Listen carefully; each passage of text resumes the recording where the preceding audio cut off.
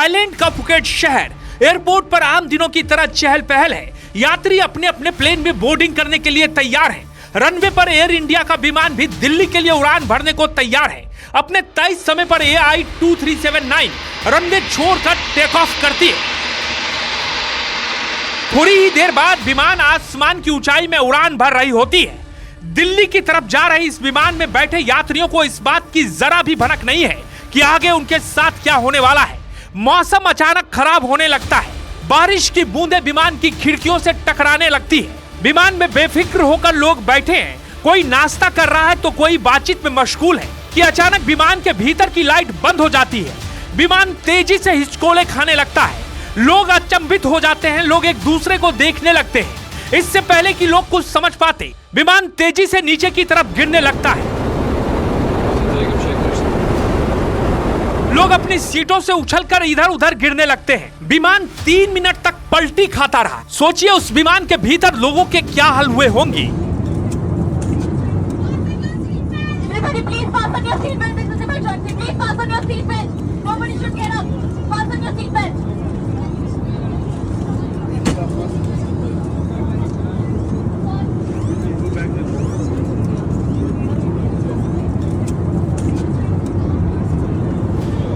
Phuket से दिल्ली आ रही air India की फ्लाइट में मंगलवार को ऐसा भयानक टर्बुलेंस हुआ कि उसमें बैठे यात्री बुरी तरह डर गए। कई यात्रियों को चोटें भी लगी है। किसी को कान में चोट लगी तो किसी का सिर फूट गया, किसी की पसलियां टूट गई। फ्लाइट के भीतर का मंजर कितना भयावह था, उसमें मौजूद यात्रियों की जुबानी सुनिए।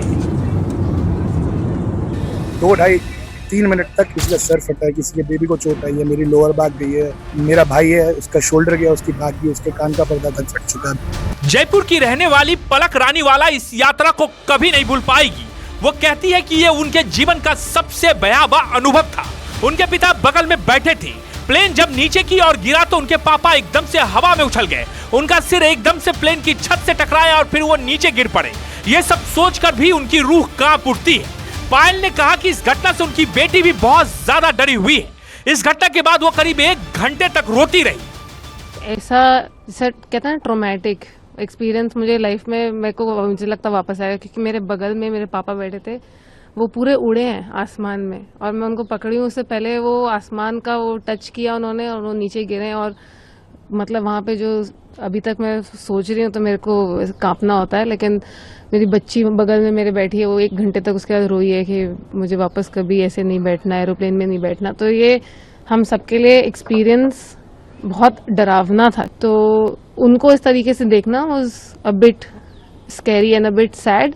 और आई जस्ट वांट टू से कि पहले हमारे ऐसा नहीं है कि ये ड्रॉप वाला चीज पहले नहीं हुआ है, पहले कम हुआ होगा, पहले से बताया हुआ था होगा। सीट बेल्ट लगे हुए थे और हमारे बच्चे भी उस वक्त कोई रोए नहीं, वो तो मस्ती कर रहे थे, खुश हो रहे थे, क्योंकि उनको पता था कुछ आएगा, ठीक है, और वो भी ठीक थे। लेकिन ये जो एक्सपीरियंस हुआ जिस तरीके से, उसके बाद एयर होस्टेसेस वगैरह भी पैनिक हो रखे थे।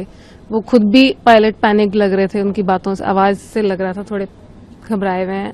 तो वो सब सिचुएशन की वजह से हम लोग सब बहुत ज्यादा डर गए थे।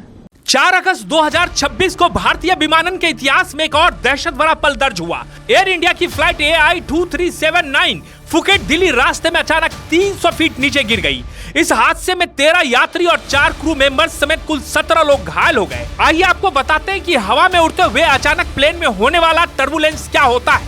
टर्बुलेंस को आप हवा में उठने वाली अदृश्य लहरें समझ सकते हैं। जब हवाई जहाज किसी ऐसी जगह से गुजरता है जहां हवा असमान और तेज बह रही हो तो प्लेन हिलने लगता है। यह उसी तरह है जैसे सड़क पर गाड़ी चलाते वक्त गड्ढे या उबड़ खाबड़ रास्ते पर झटके लगते हैं। हवाई जहाज के आसपास हवा कभी एक समान नहीं होती। जब हवा की गति या दिशा में अचानक बदलाव होता है तो प्लेन को झटका लगता है। इसे ही टर्बुलेंस कहते हैं।